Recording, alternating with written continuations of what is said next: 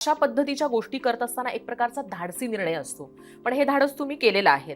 कशा पद्धतीनं म्हणजे तुम्ही निर्णय घेतलात? कारण एक तर नवीन इंडस्ट्री होती तुमच्यासाठी, मुलीच्यासाठी तुम्ही विचार केलात आणि योगायोगानं कुणीतरी तुम्हाला पार्टनर भेटला, पण त्याच्यामध्ये एक रिस्क फॅक्टर तर असतोच कुठल्याही बिझनेसमध्ये. रेस्टॉरंटमध्ये तो सर्वात जास्त असतो. तर हे कसं तुम्ही रिस्क फॅक्टर किंवा रिस्क घेण्याचा निर्णय घेतला याच्यामध्ये किंवा याच व्यक्तीबरोबर आपण जायचंय? त्यांचं depth of knowledge, expertise of operations आणि सॅटिस्फॅक्शन ऑफ द कस्टमर्स, म्हणजे त्यांच्या लोकेशन ऑफ ऑपरेशन्सवर हकीकतमध्ये मी जाऊन हे सगळं पाहिलं. 10,000 स्क्वेअर फीटचं रेस्टॉरंट कोरेगाव पार्कमध्ये. Koregaon park is one of the best locations in Pune.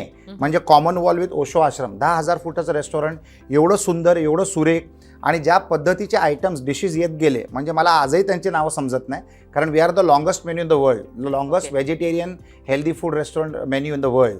तर अजूनही मला त्यांचे नावं येत नाही आहेत, परंतु एवढे चविष्ट. आणि मी जेव्हा तिकडे पाहिले, साधारणतः 250-250 कस्टमर्स बसून त्या रेस्टॉरंटचा आनंद घेत होते. When I went to visit the restaurant first time 3.5 वर्ष अगोदर. तर त्यांचं समाधान बघून, लोकांचं सॅटिस्फॅक्शन बघून, त्याच्यानंतर अनेक 2-3 कस्टमर्सशी जेव्हा मी बोललो, तर ते तिकडे रिपीट येत होते. कुठच्याही सर्व्हिस सेक्टरमध्ये एखादा रिपीट कस्टमर आला ना, म्हणजे you are doing the things right. तर ती त्याची मोजपावती म्हणतो ना आपण, काय म्हणतात त्याला, ते माझ्या त्या बाबतीमध्ये ते घडलं.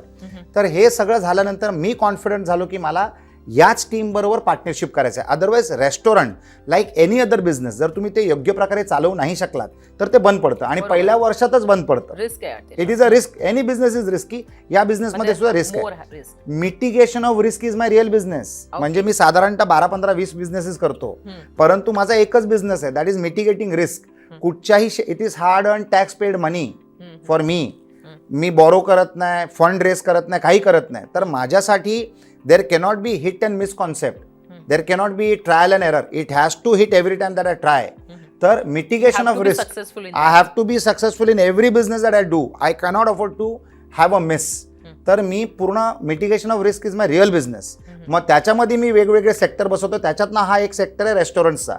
तर मी चान्स घेत नाही. I look at the menu. मी त्यांची मार्केटिंग पाहतो, त्यांची टीम पाहतो, त्यांची ऑपरेशनल एफिशियन्सी पाहतो, त्यांचं कस्टमर मॅनेजमेंट स्किल्स पाहतो, आणि त्याच्यानंतर निर्णय घेऊन त्या क्षेत्रामध्ये मी पदार्पण करतो.